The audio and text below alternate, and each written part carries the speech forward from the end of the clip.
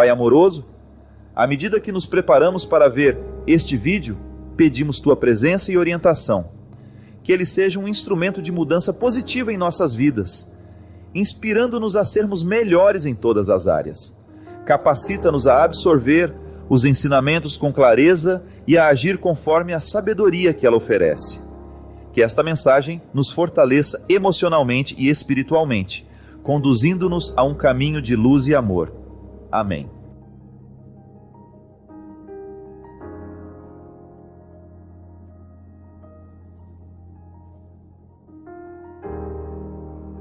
Da mesma forma como o nosso corpo precisa de vacina para ganhar a imunidade, para não morrer de qualquer coisa, essas doenças que são simples, que uma vacina pode salvar, nosso corpo precisa de vacina. Desde quando nós somos crianças, a gente vai começando a ganhar a imunidade. Mas eu sempre digo que a saúde espiritual, ela também precisa de algumas vacinas ao longo da vida. E a primeira delas, a que nos imuniza para tudo que pode nos destruir da vida, é a certeza de que Deus nos ama. Ensine alguém isso. Talvez seja o detalhe mais bonito de ser colocado no coração de uma pessoa: a certeza de que ela é amada por Deus. Sim, porque às vezes a nossa destruição, ela nos chega quando nós não sabemos ou quando estamos esquecidos que somos amados por Deus. Porque o amor de Deus, ele funciona na nossa história como amor próprio. Quanto mais você acredita que Deus te ama, muito mais condições você vai tendo de se amar. E quem se ama tem a imunidade mais poderosa contra as ciladas do inimigo. O diabo não pode fazer muita coisa no coração que se ama e se respeita. Pode observar. As destruições que o diabo oferece, elas sempre encontram espaço para crescer em pessoas que não estão se amando, que estão vivendo um processo de desrespeito pessoal. Você sabe disso, eu não preciso ficar dizendo muito. Basta você revirar algumas páginas passadas da sua história e você vai ver o quanto você se tornou um alvo fácil para os diabólicos de plantão, no momento em que você não se amava, que você não se respeitava. E nessas mesmas páginas que te mostram o quanto você foi um alvo fácil para o diabo, nas situações diabólicas que existem pelo mundo o tempo todo, você também vai descobrir como você foi forte para dizer não àquilo que lhe destruía, porque a sua dose de amor próprio estava em dia.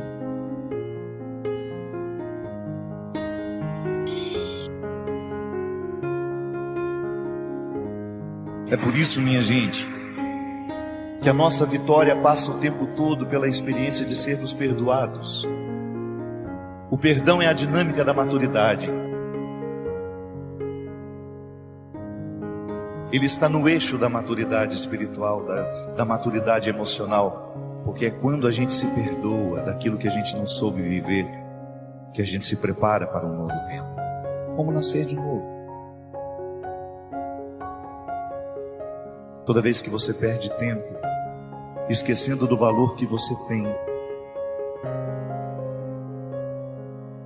toda vez que você passa uma boa parte da vida se acusando daquilo que você não soube fazer certo, daquilo que você não acertou, Deus perde a oportunidade de cuidar do seu jardim. É tão importante você ter coragem de acreditar nisso. Eu sei que é difícil. Você acha que eu também não enfrento esse desafio todos os dias? Eu olho para mim, eu sei o tanto de defeitos que eu tenho. quantas fragilidades moram aqui. E acreditar que Deus me ama não é fácil. Eu já guardei tantas informações desagradáveis sobre mim que me chegaram pelos outros. Eu fui tão machucado pela vida, eu fui tão machucado pelas pessoas, e eu sou essa mistura de tudo isso.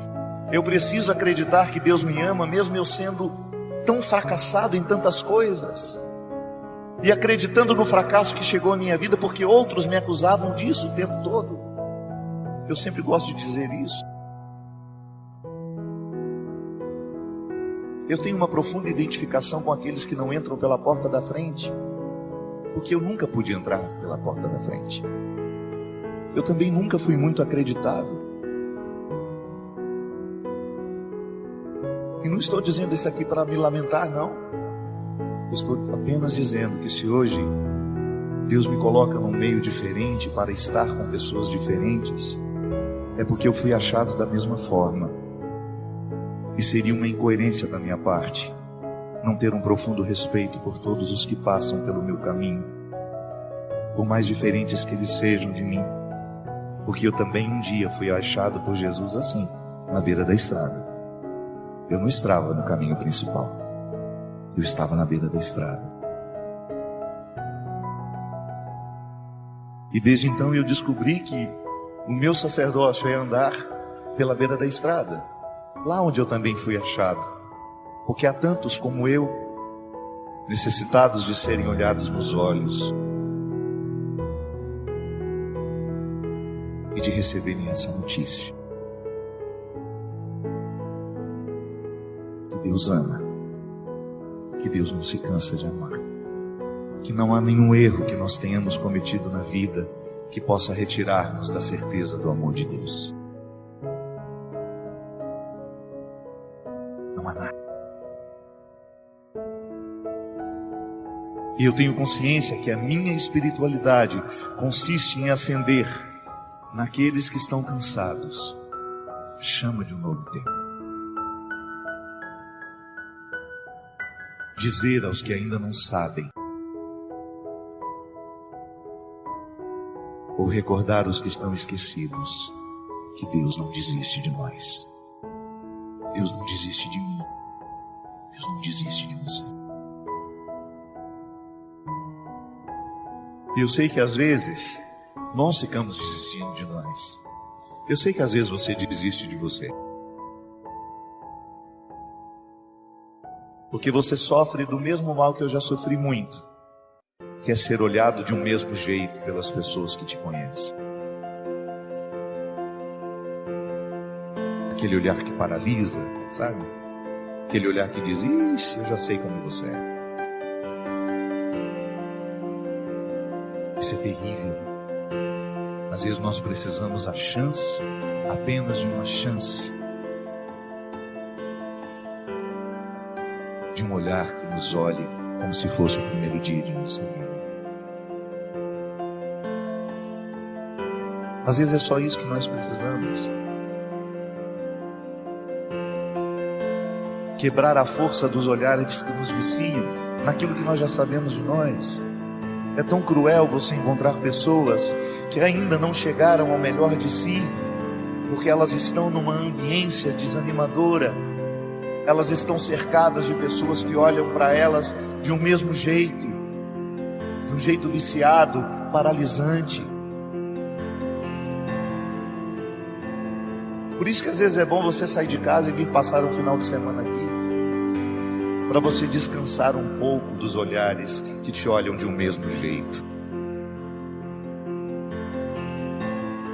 E aí você tem um poder evangelizador maravilhoso, que é a sua capacidade de olhar. Sempre gosto de dizer isso, minha gente. O primeiro gesto evangelizador, nós que somos cristãos, não é dizer nada ao outro, é olhar para ele. Porque o que faz o outro ficar à vontade diante de nós não é o que a gente diz, mas é a maneira como a gente olha.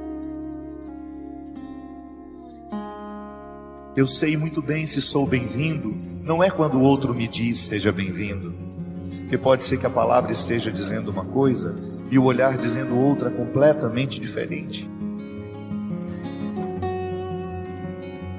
Era o que Jesus fazia.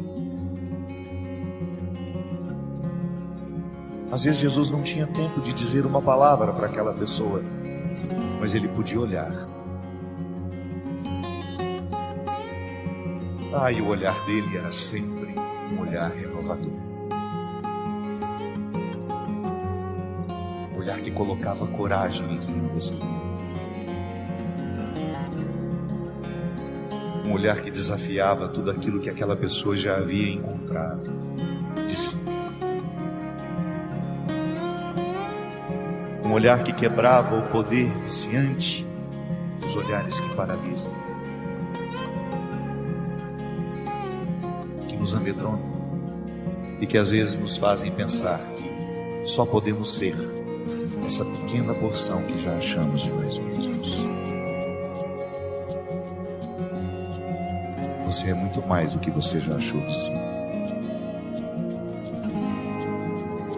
Você está apenas começando.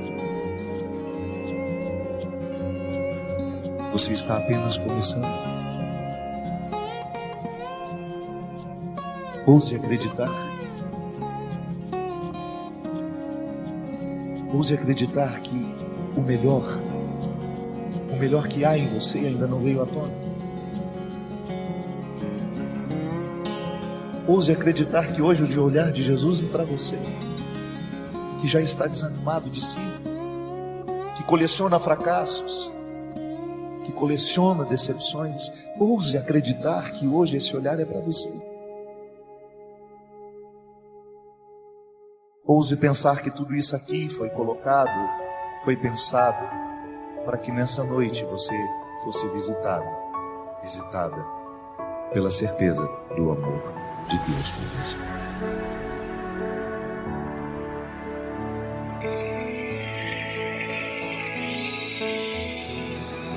Então exerça o seu poder evangelizador agora. Olhe com amor para quem você pode. Isso. E se desse olhar nascer um abraço, que o faça. Às vezes essa pessoa saiu de casa para receber esse abraço agora, para receber esse olhar. Isso. Distribua gestos amorosos. Nós somos todos iguais, minha gente. Todos nós somos frágeis. Que nenhuma prepotência, que nenhuma arrogância espiritual sobreviva entre nós. Que nós tenhamos sempre diante dos nossos olhos a certeza de que a nossa fraqueza, a nossa miséria, ela não pode nos desanimar, mas ela precisa nos irmandar.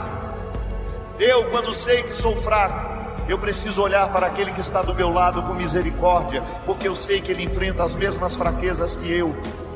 Muito embora eu, movido pela arrogância, eu tenho uma facilidade imensa de condenar no outro aquilo que eu não suporto em mim. Às vezes, por causa de uma vaidade espiritual, eu tenho uma facilidade imensa de gritar as fraquezas do outro, porque na verdade estou querendo sufocar as minhas. Às vezes tenho uma facilidade imensa de condenar naquele que está fora de mim, porque condenando, julgando pedra, é uma maneira que eu tenho de me esquecer, ainda que por uns instantes, que eu sou capaz de cometer um crime muito pior que ele.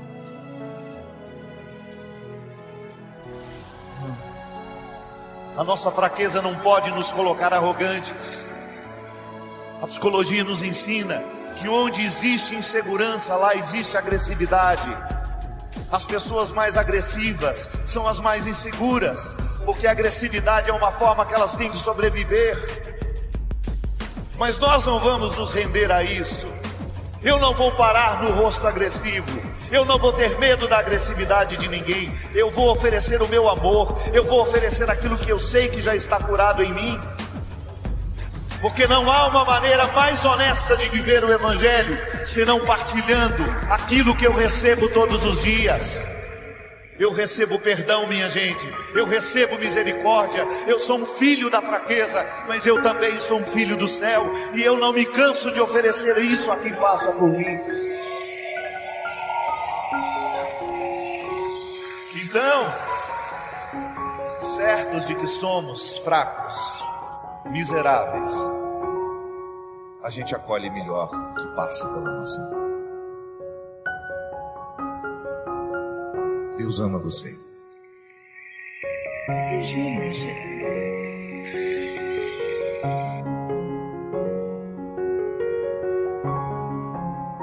Padre Fábio, tenho 29 anos e tenho pensado muito enquanto para mim tudo parece ser mais difícil. Quanto mais eu luto para conseguir alguma coisa, mais longe isso me parece. Formei na faculdade de turismo como a melhor aluna da classe, mas depois de 4 anos a faculdade ainda não entregou o diploma, e o que me dificulta muito arrumar um emprego. Não desisti, fiz pós-graduação e agora estou fazendo um curso técnico em informática. Mesmo assim, só consigo emprego temporário. Muitas pessoas que se formaram comigo já conseguiram um diploma, estão trabalhando, mas eu, como disse, só consigo vagas para empregos temporários. Por que na minha vida profissional, tudo parece ser tão difícil, padre? Minha filha, às vezes a gente vive alguns momentos da vida em que tudo parece meio amarrado mesmo, meio truncado mesmo. Eu tenho um amigo que eu falo isso para ele de vez em quando. Tudo dá errado para ele. O cartão do banco dele bloqueia toda semana. Ele vai tirar um dinheiro, o dinheiro não sai, mas consta que depois saiu, ele tem que arrumar uma confusão no banco de novo. Todo mundo recebe a correspondência certa com a senha tal, a dele não vem. Então às vezes a gente acha que, eu vou usar um termo feio, né? Parece que a outra pessoa tá cagada de urubu, né? A gente fala. Desculpe minha expressão feia. Mas isso não pode se aplicar na nossa vida. A gente tem que fazer de tudo para que a gente nunca tenha esse complexo. Porque se você tem esse complexo de que as coisas só dão erradas para você, é possível que psicologicamente você se disponha a esses problemas. Tem que começar a pensar mais positivo e começar a descobrir na sua postura, será que não existe também alguma coisa do seu jeito de ser que esteja desencadeando esses desacertos todos? Porque eu não acredito em falta de sorte. Eu não, de verdade, não acredito mesmo. Não acredito em sorte nem falta de sorte. Eu acredito em perspicácia, em atitude. As pessoas na vida precisam ter atitude para que a vida dê certo. Você pode até falar, padre, mas ela foi desprivilegiada, ela estava numa situação desfavorável. Tudo bem, mas a vida precisa ser o tempo todo essa experiência de clarear para que a gente seja a pessoa certa na hora certa. Não é verdade?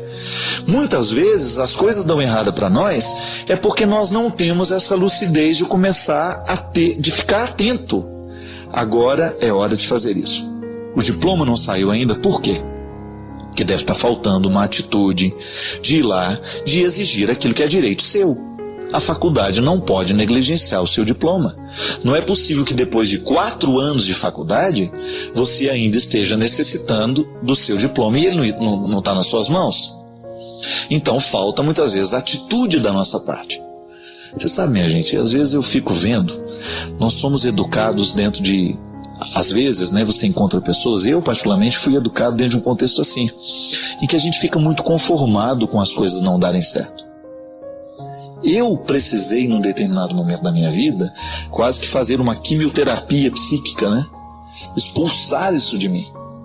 Às vezes nós abrigamos dentro de nós um espírito muito conformado. Isso é muito natural de famílias simples, que acostumaram a não ter a oportunidade. Então fica sempre assim com a cabecinha, não deu certo ainda. Mas por que não deu certo? Pois é, eu fui lá e eles não souberam me explicar. Isso nós não podemos admitir. O mundo não vai se opor àquele que sabe aonde quer ir. Agora, se você se mostra meio molenga, sem atitude, é bem provável que as coisas comecem a dar errado para você. Por isso que eu estou dizendo, a gente precisa ter o tempo todo cuidado para que a gente faça a coisa do jeito certo. Agora você tocou numa questão que eu acho fundamental na educação dos nossos filhos e na sociedade nos dias de hoje. Nós estamos com um excesso de gente formada em faculdade. Diploma não falta nesse mundo hoje, viu?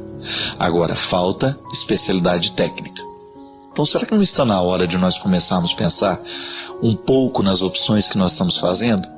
Você que é jovem, você que está aí pensando que faculdade vai fazer, pense 2 vezes, viu? Porque às vezes um curso técnico bem feito vai te dar muito mais oportunidade de trabalho que um diploma na mão. Aliás, eu estou tendo a graça, a alegria de assumir lá na diocese agora a vice-presidência da Fundação Dom Couto. E a Fundação Dom Couto é uma instituição, não é uma fundação da diocese que tem por objetivo fazer o bem, fazer a caridade. Só que nós não queremos mais obras assistencialistas. A gente sabe que o assistencialismo pode acomodar as pessoas. E você sabe qual que é a principal obra da Fundação Dom Couto atualmente? Formação e capacitação de jovens em áreas profissionalizantes. Aliás, esse é o caminho. Se hoje nós quisermos ajudar de maneira efetiva uma pessoa, é dar a ela a oportunidade de aprender o ofício.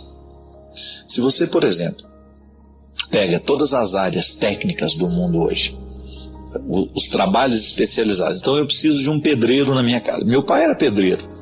Meus irmãos aprenderam o ofício, mas só um deles que trabalha até hoje como pedreiro. Hoje eu tenho amigos lá em Taubaté que trabalham com consultora. Eles falam: padre, se hoje chovesse 20 GCeiros lá em Taubaté, ainda assim faltaria mão de obra para tanto serviço que tem. Então muitas vezes nós estamos nos encaminhando para a faculdade e nós estamos nos esquecendo das profissões práticas. Vai chegar um momento que a gente vai precisar de um eletricista, nós não vamos ter. Vai chegar um momento que nós vamos precisar de um pedreiro, nós não vamos ter. Por quê? Porque está todo mundo se encaminhando para as faculdades, para isso, para aquilo, mas a vida prática está perdendo espaço. Então, se você tem a possibilidade de fazer alguma coisa, se você tem, de repente, aí uma aptidão, eu gosto de mexer com fio, eu gosto disso, vai estudar. Vai fazer um curso técnico de eletricista, vai se capacitar. Deixa dessa história de que todo mundo tem que ter diploma universitário, porque isso já está passando, viu? Inclusive, essa é uma reflexão que nós precisamos fazer, porque muitos dos nossos filhos vão enfrentar problemas seríssimos de desemprego no futuro, por causa do excesso de faculdades que nós temos hoje no Brasil, que virou um negócio, né? Todo mundo hoje tem faculdade, as nossas cidades estão lotadas de faculdade, e muitas vezes, na hora que nós precisamos de um bom funcionário que saiba fazer aí um bom serviço de carpintaria, de marcenaria, nós não temos. E essa é uma questão que vale a pena. Então, tomar uma atitude. Aí lá eu estava contando da fundação. Sabe qual que é a primeira turma que vai ser formada agora? Eles são especialistas em restauro de imagens. Por quê? A fundação tinha lá o museu, com muitas peças precisando ser restauradas, não tinha dinheiro para isso. Buscamos a parceria com o Senai e o SESI, e estão lá recebendo formação qualificada para depois não só reformarem as imagens, fazerem os restauros que o museu precisa, mas depois também poder trabalhar em outros lugares e levar a profissão adiante. E o que é interessante, é a primeira turma que vai ter essa formação no Brasil e que sairá lá de Taubaté. São 26, parece 26 ou 27 jovens se especializando em restauro de imagens. Então vale a pena ficar com a gente pensar sobre isso, né? Hoje, muitas vezes as pessoas estão enfrentando o desemprego porque está todo mundo com o diploma da mão, mas não sabe fazer muita coisa com aquele diploma. Então, o diploma é importante? Termos formação acadêmica é importante? Mas nós também não podemos nos esquecer que a formação técnica ela é tão importante quanto, e que hoje existe um vasto mercado de trabalho precisando desses profissionais e falta mão de obra especializada para isso acontecer. Não é tudo que precisa ser mudado, mas sim, há coisas que em nós já está bem, há coisas que já estão bem posicionadas, agora a gente precisa continuar avançando. E é por isso que Deus não nos deixa, não nos descuida. É por isso que o cuidado de Deus é uma certeza na vida humana. Sabe por quê? Porque Deus quer que a gente cresça. Quando eu digo, Deus cuida de mim, Isso não é uma frase apenas bonita e poética, sem desdobramentos práticos na minha vida. Deus cuida mesmo de mim. Eu sinto isso nas pequenas coisas. E ao me oferecer o seu cuidado, Deus não está querendo me acomodar. Porque às vezes a gente acha que cuidar é acomodar o outro, é aconchegá-lo e impedi-lo do processo da vida. Não. O cuidado é a base de todo o crescimento. Quando eu sei que sou cuidado, então eu estou possibilitado, energizado para as mudanças que eu precisarei viver. O cuidado de Deus não é para nos acomodar. O cuidado de Deus não é para nos deixar aqui então numa preguiça espiritual, tranquilos, não. E ao dizer que Deus cuida de nós, Deus está cuidando para que a gente não fique acomodado no ser humano que nós estamos sendo hoje. Aí você pode tomar essa verdade para você. Desse banquete você faz parte. Esta verdade maravilhosa de fé, antropológica, fortemente fundamentada na história, ela é para mim e para você. Não é bom na vida a gente saber que alguém está cuidando de nós e porque nós estamos sendo cuidados, nós podemos alçar voos um pouco mais audaciosos? Os voos que nós precisamos alçar na nossa humanidade estão diretamente ligados à melhoria que nós precisamos viver como pessoas. Você perceber que no hoje da história você é convidado a dar uma resposta madura para a vida, para a circunstância que você tem, para as pessoas que estão ao seu redor, para o seu ambiente de trabalho. A mim, minha gente, incomoda muito isso, porque eu tenho consciência que o primeiro lugar da nossa evangelização é justamente no lugar das nossas circunstâncias. Ortega y Gasset, um filósofo espanhol, ele dizia uma frase muito interessante. Ele falava assim: eu sou eu e as minhas circunstâncias. O que ele estava querendo dizer com isso? Que eu sou, que a minha estrutura pessoal, que o meu ser, aquilo que dá sustento àquilo que eu, pessoa, sou, está diretamente ligado com as minhas circunstâncias. Então eu sou influenciado pelas minhas circunstâncias, as circunstâncias influenciam aquilo que eu sou e podem até ajudar a me transformar. Mas eu também não posso me esquecer que eu, ser, pessoa, também estou convidado a transformar as minhas circunstâncias. É uma interação o tempo todo. Você vive isso. Imagina que no seu ambiente de trabalho, você é o primeiro ser responsável a transformar as circunstâncias. Aí você não fica mais esperando que o outro seja melhor, que o outro seja honesto, que o outro seja verdadeiro, não. Deus cuida de você e automaticamente você está comprometido com essa necessidade de transformar a sua circunstância. Por isso nós acreditamos que Jesus é capaz de mudar o mundo. Por quê? Porque nós acreditamos na possibilidade do nosso coração ser diferente. Essa frase, Deus vai mudar o mundo, só pode ser verdadeira no momento em que nós assumimos o compromisso de sermos este mundo a ser transformado. O cristianismo é essa força que nos empenha, que nos coloca numa luta o tempo todo para fazer a diferença no ambiente onde nós estamos. É por isso que a lei, antes de estar escrita no papel, ela tem que estar inscrita dentro de nós. Não é porque o papel me proíbe ou me permite que eu farei ou deixarei de fazer. Jesus já dizia isso. A lei tem que estar gravada nos vossos corações. Ele dizia isso ao povo daquele tempo por uma razão muito simples. Amarravam a lei nos rins, dentro dos pacotinhos, escreviam os trechos da lei, e amarrando, cingindo na cintura, os homens e mulheres daquele tempo acreditavam que estavam com a lei internalizada. Aí Jesus diz, não adianta nada esta lei estar pendurada em vocês se ela não estiver dentro do coração.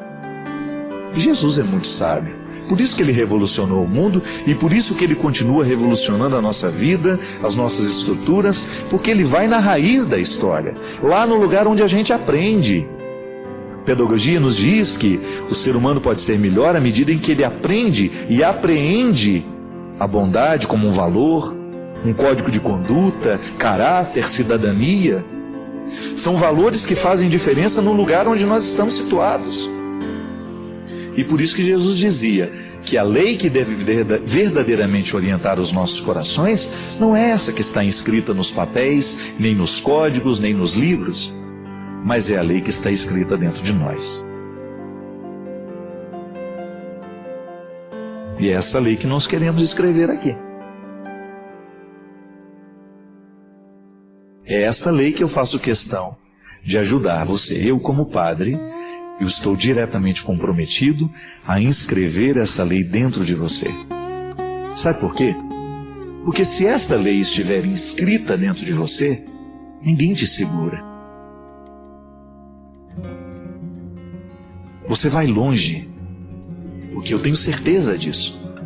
Quando nós temos estas leis inscritas dentro de nós, nos princípios da honestidade, da cidadania, do amor ao próximo, do respeito a Deus, da fraternidade, quando nós temos esta lei inscrita dentro de nós, nós já estamos construindo o céu na terra. Eu fico vendo essa campanha política que às vezes dá nojo na gente em ver, em assistir pela televisão. Eu fico pensando, oh meu Deus, quando é que nós vamos verdadeiramente internalizar os valores que podem mudar este país? E aí eu penso, não é no candidato não, porque eu não tenho como interferir naquele candidato e fazê-lo trabalhar de maneira honesta pelo povo. Eu tenho os meus candidatos nos quais eu acredito, você tem os seus. Mas agora eu fico pensando que nós temos como interferir na nossa conduta. O Brasil começa em mim. O Brasil começa em você. Quando você vai descobrindo que existem irregularidades na sua vida que não podem, que estão erradas, e aí você corre para consertar, você corre para corrigir. É assim que a gente vai mudando. E você tem o direito de viver isso. Você tem o direito de ser mais inteiro, de transformar as suas circunstâncias, de ser um ser humano mais leve, mais feliz, mais realizado, porque outra coisa Deus não quer. Deus nos quer felizes. Deus quer você feliz. Mas pode ser que hoje você tenha obstáculos. Então vamos aprender a libertar esses obstáculos da sua vida. Você merece. Você merece, você tem direito. A palavra de Jesus é para inscrever esta lei dentro de nós, registrar, de maneira que nós possamos segui-la, não porque alguém está nos pedindo, não porque alguém está nos obrigando e nem nos mandando, mas é porque nós a conhecemos e nós sabemos o bem que ela pode fazer em nós. Vivi uma tragédia que me desequilibrou muito. Aconteceu na nossa família no dia 30 de dezembro de 2008. A minha sobrinha de 15 anos, que vivia sob os meus cuidados, suicidou. Vejo dois aspectos, um positivo, que é Jesus está no meu coração, exime-me da culpa que eu carrego. Mas também há um aspecto negativo que muitas vezes prevalece, que é fruto da minha doença, que vem me afirmar que a culpa da sua morte é minha. Sinto o desejo de ir ao mesmo prédio de onde ela se julgou e repetir a mesma insanidade. Mas graças a Jesus e ao trabalho que o Senhor tem feito na minha vida, falta-me a coragem de desagradar a Deus e não quero entristecê-lo com essa falta de fé. Para que o Senhor entenda melhor o meu sentimento de culpa, vou lhe falar de maneira carinhosa, sucinta sobre a minha sobrinha Tassiana. Ela fala da menina, que a menina era uma menina muito especial, muito doce, e que infelizmente caiu neste absurdo de querer morrer, né?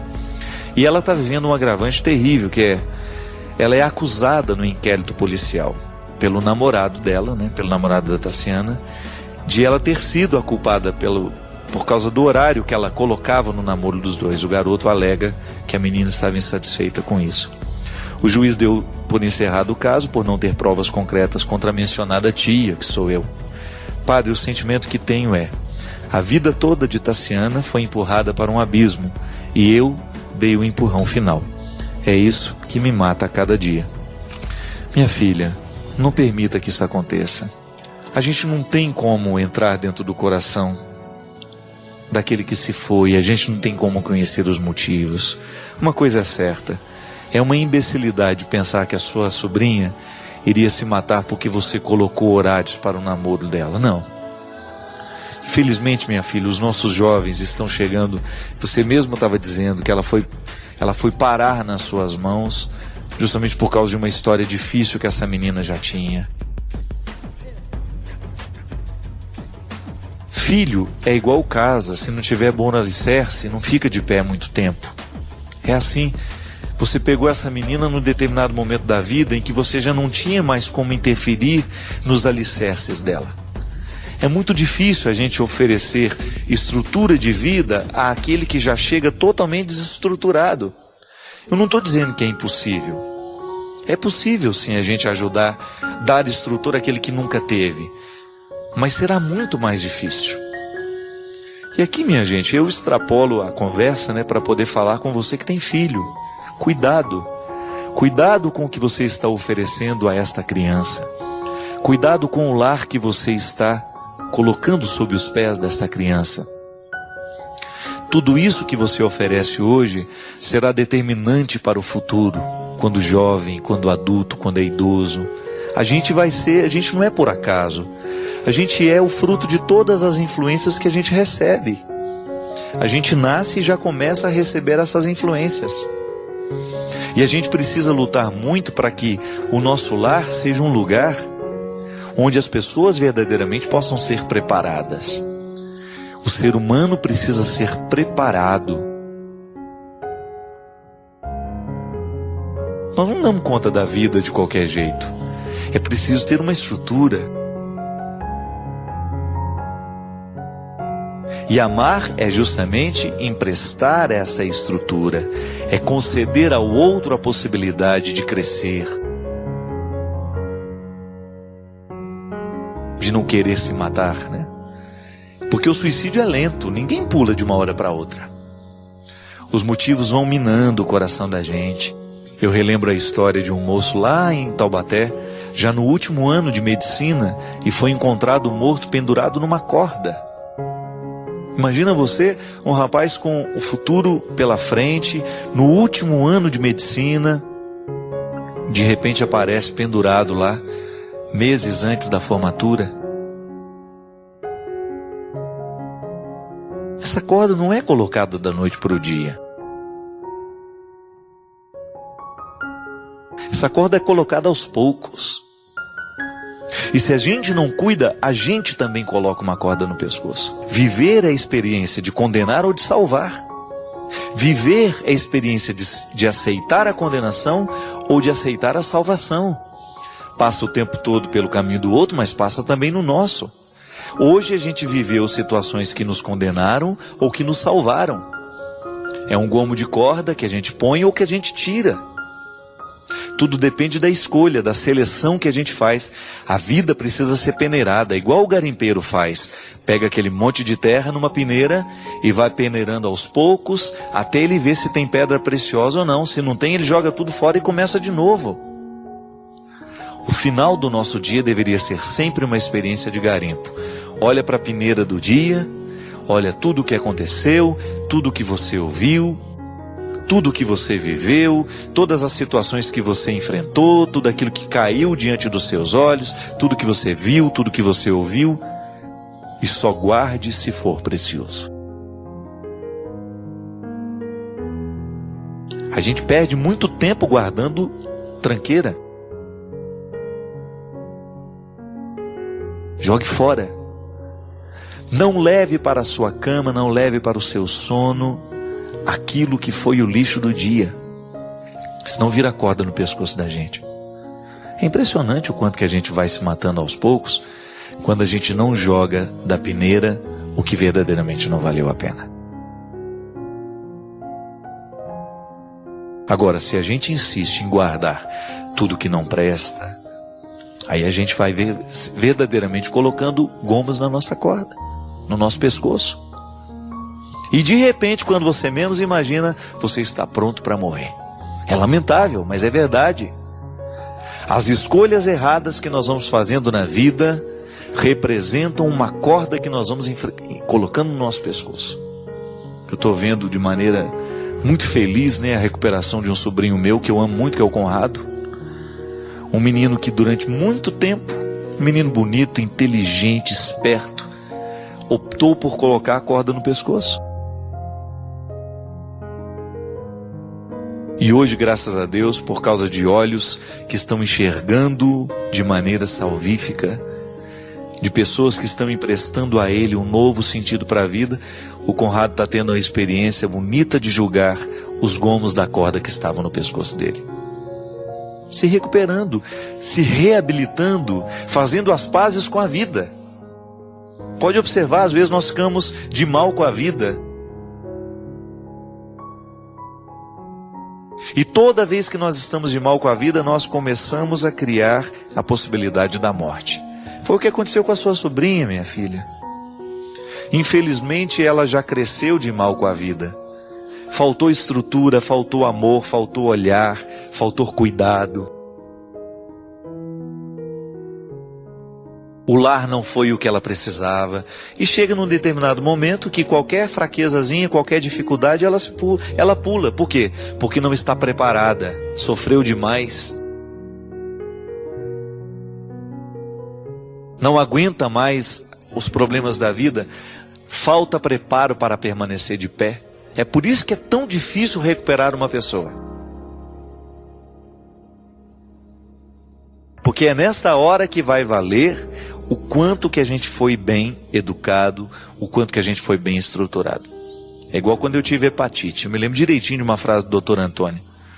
Eu falei, doutor, e agora? O que a gente vai fazer, né? Ele falou, padre, agora não tem que fazer nada. O senhor pegou uma hepatite, está com uma hepatite, e agora vamos ver o que o seu organismo é capaz de fazer com o problema que o senhor tem. Da mesma maneira, quando o Robinho estava com câncer, né? Eu fiquei assim tão abalado com a doença do Robinho, né? Que eu fui buscar todos os recursos que eu podia, né? Para ver se a gente salvava aquele menino. E aí um amigo meu que é médico me disse de maneira muito dura, muito crua. Eu falei para ele assim, e agora, nesse período da recuperação dele, né? Modificar a alimentação dele, vamos fazer isso, fazer aquilo. Papai, ele olhou e falou assim, olha, padre, tudo isso a gente acha que vai modificar. Tá certo, que dá uma alimentação para ele, vai ajudar um pouquinho no restabelecimento dele. Agora, não se iluda. É o passado que vai ser determinante agora. Tudo que esse menino comeu, tudo que esse menino viveu, tudo que ele fez com a saúde dele, será determinante agora para a recuperação dele ou não. Meu amigo, a vida é assim. Um dia nos coloca diante das escolhas que a gente fez. E aí, por que eu tive a oportunidade de sair daquele quadro horrível que a minha hepatite complicou demais, porque eu estava usando medicamentos terríveis naquela época, altamente hepatotóxicos, né? Imagina, eu estava tomando um anti-inflamatório porque eu já estava sentindo as dores articulares, né? Já era um sintoma da hepatite, mas eu não sabia que era. Eu estava achando que eu estava com artrite, artrose, aquela montoeira de coisa. Eu estava tomando há mais de um mês um medicamento altamente hepatotóxico, quando de repente descobri que eu estava com hepatite. Imagina um fígado que já estava sofrendo com hepatite, sofrendo ainda com desgaste de anti-inflamatórios pesadíssimos. A fragilidade do organismo é imensa, ele não consegue, quase que eu precisei de um transplante. E aí, qual é a luta? A luta de todo um processo de saúde que, graças a Deus, eu estava vivendo nos últimos tempos, de disciplina, de alimentação, de sono, de trabalho. Estava vivendo certinho, graças a Deus. Eu adoeci no momento que eu estava vivendo certinho. E aí o meu organismo reagiu. A vida é assim, minha gente. Mais cedo ou mais tarde nós vamos ser cobrados por aquilo que a gente alimentou dentro de nós. De poder falar ao seu coração, de poder dividir a nossa vida. Esse programa, a matéria-prima, é a nossa vida. Sobre ela nós falamos, sobre ela nós choramos, com ela nós nos alegramos. A vida humana. Ainda hoje estava assistindo um pouco dos noticiários, percebendo o quanto que nós estamos sendo bombardeados por notícias horrorosas, né? Tristes. Pode observar. Toda vez que nós perdemos a qualidade da vida, toda vez que nós banalizamos a vida, de alguma maneira nós começamos a matar ou começamos a morrer. E é muito fácil a gente inverter esse jogo. É muito fácil a gente estabelecer o pacto com a vida assim. Neste caminho tortuoso de morte e de assassinatos. E aí, sabe, minha gente, eu fico pensando no desafio de olhar para essas notícias, de ouvir tudo isso e não permitir que o pessimismo venha tomar conta de nós. Porque a resposta mais natural que nós podemos dar a tanta violência é o pessimismo. O pessimismo é uma resposta rápida. É fácil a gente responder assim: esse mundo está perdido mesmo, não tem mais jeito. Mas o pessimismo não é a resposta mais inteligente, mais sábia. É desafio nosso identificar a qualidade da vida que está próxima de nós. E então começar a fazer alguma coisa para que a gente não fique pessimista e até mesmo começar a identificar nas nossas atitudes onde é que nós também matamos e onde é que nós estamos morrendo também. Porque nós não conseguimos ficar imunes a tudo isso. De alguma maneira a maldade do mundo nos toca, de alguma maneira a maldade do mundo entra dentro da nossa vida, entra dentro da nossa casa. E a gente precisa fazer um esforço constante para a gente fechar todo e qualquer espaço por onde esse pessimismo e esta morte, as atrocidades que estão acontecendo pelo mundo afora, para a gente vedar todos os espaços da nossa vida, para que isso também não venha acontecer dentro de nós. Para que a gente não se acostume com tudo isso, não é verdade? Para que a gente não perca a capacidade de se indignar com tudo que está acontecendo ao nosso redor.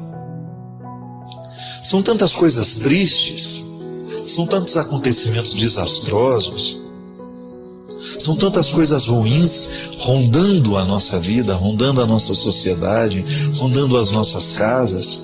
É preciso responder à vida. Lembra que no programa da semana passada a gente falava disso? Identificar qual é a forma que nós resolvemos responder ao chamado que a vida nos faz. Responder com esperança, modificar essa pequena parte da vida que está em nós. Eu também faço parte deste processo. Tenho muito medo de também ser alguém que constrói a violência sem perceber que está construindo. Porque nós temos a violência velada, né? Quantas vezes dentro da nossa casa também atrocidades acontecem, mesmo que o sangue não seja derramado? Não temos uma vítima do ponto de vista material, alguém não morreu, não assassinamos ninguém. Mas a violência velada, aquela atitude violenta, muitas vezes silenciosa, quando nós começamos a tramar contra o outro, quando nós começamos a permitir que a nossa maldade venha atingir o outro, ou que o nosso pessimismo venha prejudicar o outro, que venha tomar conta do nosso espaço, quando você perde a qualidade da vida, quando você alimenta essa pequena dose de violência velada, não esclarecida, porque às vezes existem alguns violentos que estão sorrindo para nós. Você já deve ter sido vítima de violências assim, veladas. A pessoa estava sorrindo para você, mas ao mesmo tempo estava lhe fazendo um mal terrível. Isso é muito comum. Quantas pessoas maldosas estão sorrindo para nós, estão nos oferecendo o seu veneno sem que a gente perceba. E é aí que a gente precisa ter essa astúcia, né? Precisamos ser muito astutos para identificar essa violência que pode bater na porta da nossa vida, que pode estar insistindo em prevalecer sobre nós.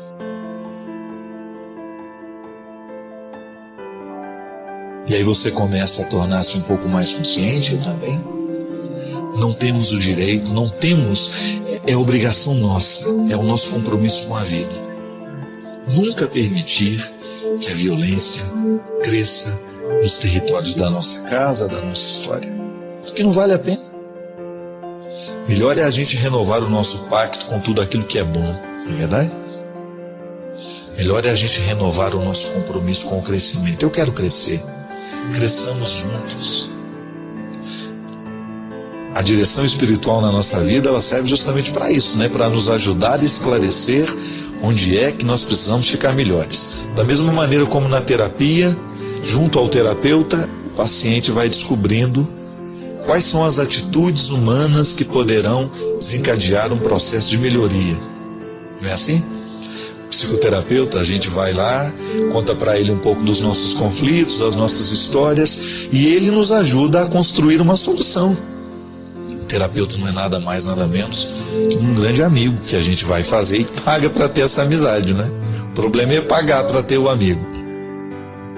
Mas as terapias, elas são possíveis desde que a gente esteja abertos para a gente poder viver bons relacionamentos de amizade, para que a gente tenha a oportunidade de mostrar o nosso coração para alguém.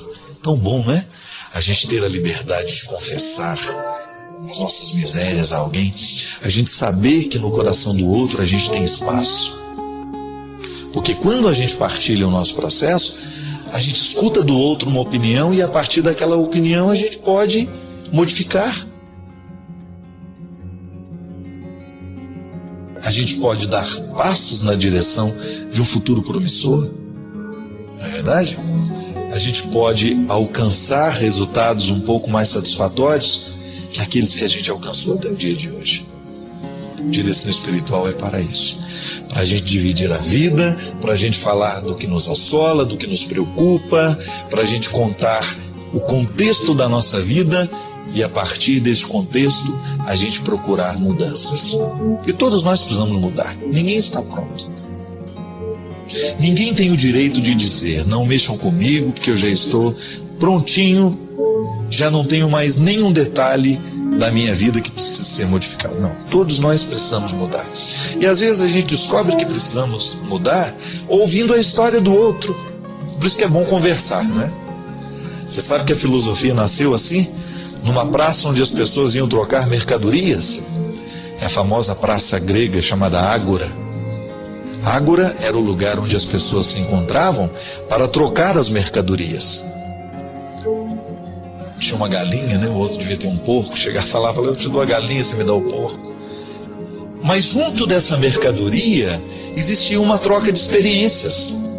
Trocavam-se as mercadorias, mas aí devia perguntar, depois que trocou a galinha pelo porco, fala, e aí, compadre, como é que estão as coisas, né? E aí a verdadeira troca acontecia. A filosofia nasceu assim, num contexto onde as pessoas trocavam experiências. Contava-se uma história, o outro ouvia, interferia, dava um palpite, e de repente a rodinha estava feita, e a vida era a matéria-prima a ser trocada. Ágora, a praça grega, nos inspira isso também. Não é para fazer fofoca não, viu? É para a gente trocar e partilhar a vida. Não falar da vida dos outros, mas falar da nossa vida. Tem gente que é especialista em falar do outro, né? Mas quando precisa falar uma palavra sobre si mesmo, não sabe.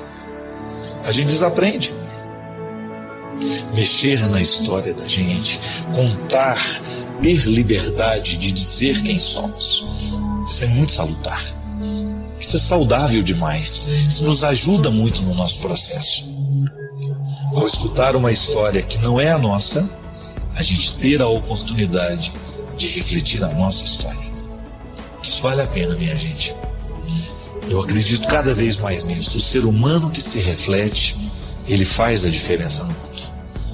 O ser humano que não tem medo de se pensar, não tem medo de se analisar, não tem medo de tocar nas suas questões, ele vai ser sempre um ser humano especial. E é o que a gente precisa ser. Você precisa fazer a diferença no seu mundo, você precisa fazer a diferença no seu espaço. ao ser um homem e uma mulher de reflexão, ao ser afeito ao seu processo humano, ao não ter medo da sua história, dos seus conflitos, das suas mazelas, você acaba se construindo de maneira mais interessante.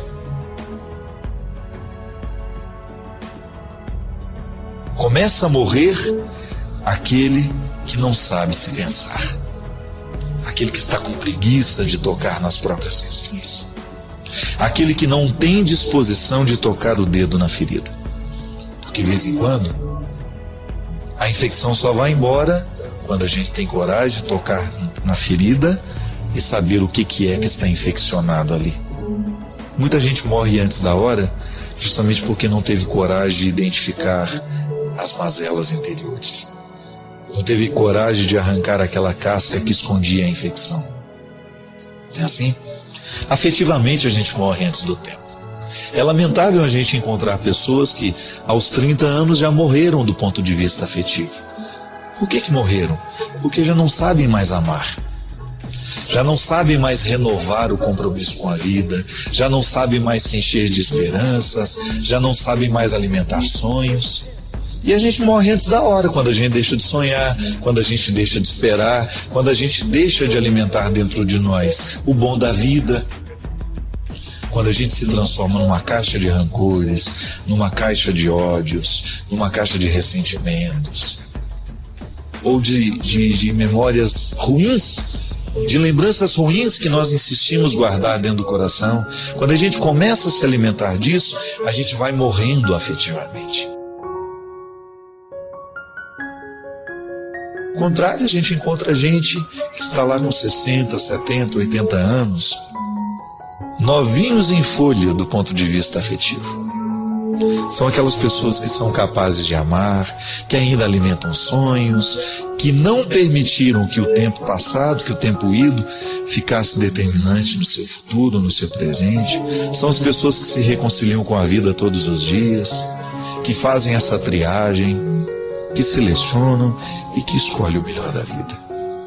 Assim como no meio de tanta coisa ruim que o noticiário nos apresenta, a gente descobre no meio daquele lixo todo uma ponta de esperança para a gente se segurar. Já que o mundo está tão ruim, já que o mundo está tão danificado pela atitude humana, então eu descubro que eu quero fazer essa diferença. E então você descobre que é possível fazer a diferença. Já que o mundo está cheio de notícias tristes, eu quero causar boas notícias para o mundo, ainda que elas não sejam televisionadas, ainda que elas não ganhem as manchetes, ainda que elas não ganhem as revistas, ainda que elas não ganhem os noticiários. Construir notícias boas hoje é possível. Deve ser o nosso compromisso com a vida. Construir notícias que possam fazer bem ao coração e aos ouvidos das pessoas. Agradecemos por fazer parte desta comunidade. Nos deixe saber suas reflexões nos comentários, inscreva-se para não perder futuras explorações e convide seus amigos a explorarem conosco.